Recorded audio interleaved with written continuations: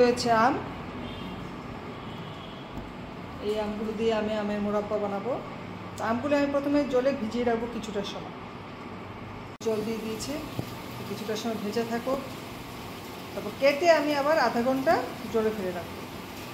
একদম তো 3 টুকরো করছি তো একটু শক্ত শক্ত আছে, তার জন্যই মা একটু কাটতে অসুবিধাও হচ্ছে। একটু শক্তগুলো সাবধানে কাটতে হবে, হাতটা না কেটে যায়। মা অনেকবারই হাত কেটে গেছে অনেক কিছু কাটতে গিয়ে। আমার আম কাটা হয়ে গেছে, এগুলোকে আমি আবার জলে ভিজিয়ে দেবো। এই যে আমি যে আমের আচারটা বানাবো তার যে মশলাটা, তার মধ্যে মৌরিটা বেশি, শুকনো লঙ্কা আর পাঁচফোড়ন। পাঁচফোড়নটা পরিমাণে কম, কিন্তু মৌরি আর লঙ্কাটা একটু বেশি পরিমাণে যাবে। এইগুলো আমি সব একসাথে ভেজে নিচ্ছি, সব ভাজা হবে।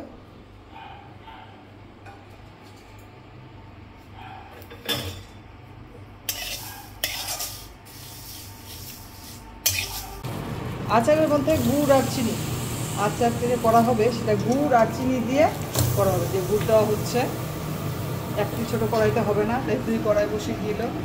এই যে ঠিক আছে, ভালোভাবে আচারটা হোক।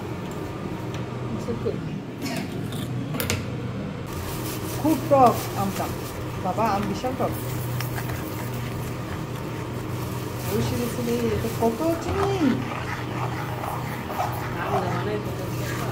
হ্যাঁ, আম তাও কই কেজি হবে এখানে?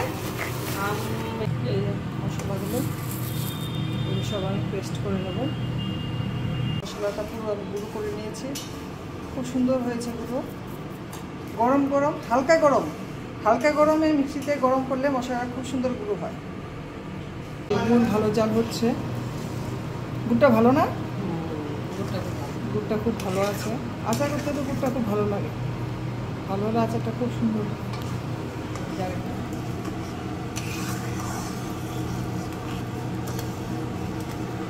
দেখতে একটু আঠাটা হয়েছে কিনা। যে আঠাটা হয়ে গেছে, এখন এর মধ্যে আম দিয়ে দেবে।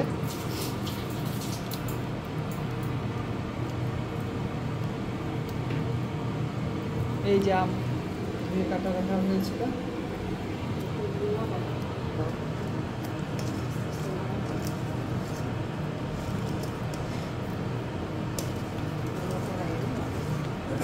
ঠিক আছে। এত বড় কড়াই এখন আমি নামাতে পারবো। এগুলো নামানোর সম্ভব, আমার খুব অসুবিধা হয়ে যায়। এই বড় বড় জিনিস আবার নামাওরে, আবার গোছাও। কেন এটার মতো ভালো হবে?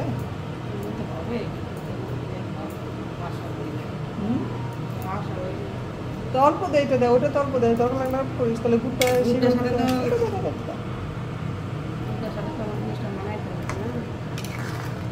এইটুক দিলে আবার গুড় বেশি হয়ে যাবে। আচারে খুব সুন্দর গন্ধ বেরিয়ে গেছে, আচারও হয়ে এসছে অনেকটাই। আরো জল শুকাবে, ও বাবা অনেক জল শুকাবে, তাই না বল?